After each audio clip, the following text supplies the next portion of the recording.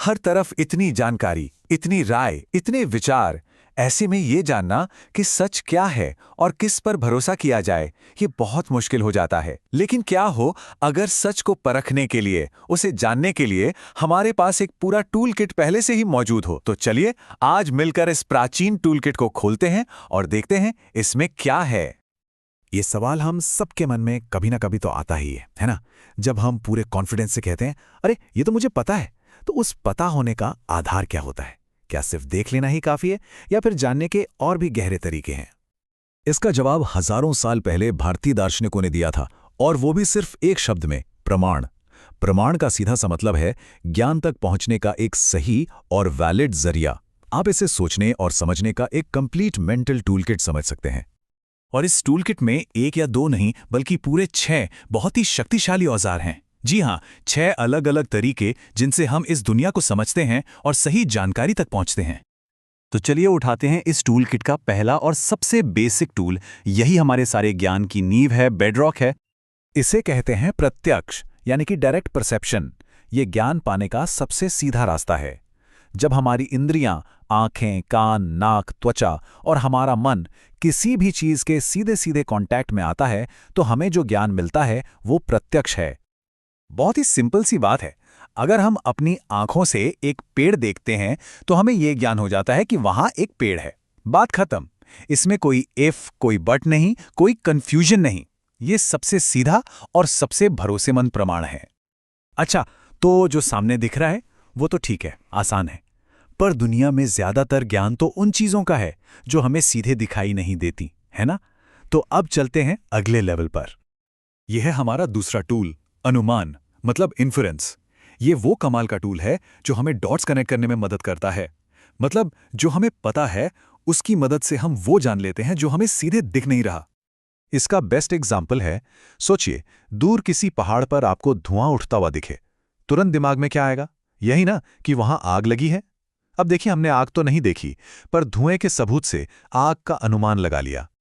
और मजे की बात यह है कि ये कोई तुक्का नहीं है। इसके पीछे एक प्रॉपर लॉजिक काम करता है। पहला, हेतु यानी रीजन, जो यहां पर है धुआं। दूसरा, व्याप्ति, मतलब एक यूनिवर्सल रूल जो हम सब जानते हैं कि भाई जहां धुआं होगा वहां आग तो होगी ही। और इन दोनों को मिलाकर निकलता है निगमन, अ कंक्लूजन, कि उस पहाड़ी पर आग है। अब आता है तीसरा टूल, उपमान। आसान भाषा में कंपैरिजन या एनालॉजी। ये हमारे दिमाग का एक कमाल का शॉर्टकट है।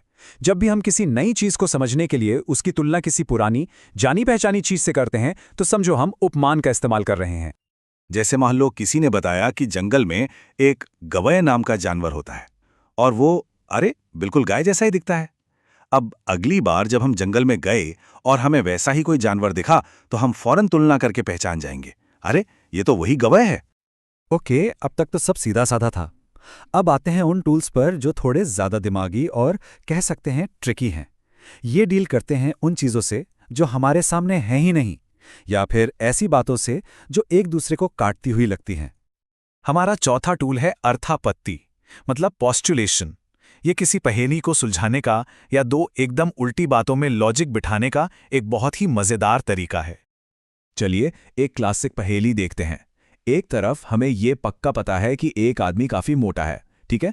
दूसरी तरफ ये भी कंफर्म है कि वो दिन में कभी कुछ नहीं खाता, एक दाना भी नहीं। अब सवाल ये है कि ये दोनों बातें एक साथ सच कैसे हो सकती हैं? कुछ गड़बड़ है ना? कोई तो लॉजिक मिसिंग है। इस पहेली को कैसे सुलझाएं? और यहीं एंट्री होती है अर्थापत्ति की। हमारा दिमाग इस पहेली को सुलझाने के लिए एक ऐसी बात सोचता है जो इस विरोधाभास को खत्म कर दे। और वो इकलौती लॉजिकल बात क्या हो सकती है? यही कि वो जरूर रात में छिपकर खाता होगा। देखा, ये एक नई जानकारी है जो हमने एक पहेली सुलझाकर हासिल की। हमारा पांचवा टूल है अनुपलब्धि, यानी नॉन एप्रीहेंशन। अब यह सुनने में थोड़ा अजीब लग सकता है कि किसी चीज के न होने से भी ज्ञान मिल सकता है, पर हां, ऐसा होता है। ये असल में बहुत सिंपल है। सोचिए, हम कमरे में ये देखने गए कि टेबल पर किताब है या नहीं। हमने टेबल पर देखा और वहां किताब नहीं है, तो हमें फौरन एक ज्ञान मिला, एक जानकारी मिली। क्या? यही कि किताब टेबल पर नहीं है। ये नॉलेज हमें किताब की गैर मौजूदगी, उसकी अनुपलब्धि से मिली। और अब इस टूल किट का आखिरी औजार, और सच कहूं तो शायद यही वो औजार है जिसे हम अपनी जिंदगी में सबसे ज्यादा इस्तेमाल करते हैं। ये वो ज्ञान है जो हमारे अपने तजुर्बे से नहीं, बल्कि हमें दूसरों से मिलता है। इसे कहते हैं शब्द, मतलब वर्बल टेस्टिमोनी। इसका सीधा सा मतलब है किसी भरोसेमंद सोर्स की बात पर यकीन करना। ये सोर्स कोई इंसान हो सकता है, कोई एक्सपर्ट, कोई किताब, या आज के जमाने में कोई भरोसेमंद वेबसाइट भी। जरा सोचिए, स्कूल में जब टीचर ने बताया कि धरती गोल है या नील नदी दुनिया की सबसे लंबी नदी है, तो हमने मान लिया ना। हम में से कोई खुद स्पेस में जाकर देखने तो नहीं गया।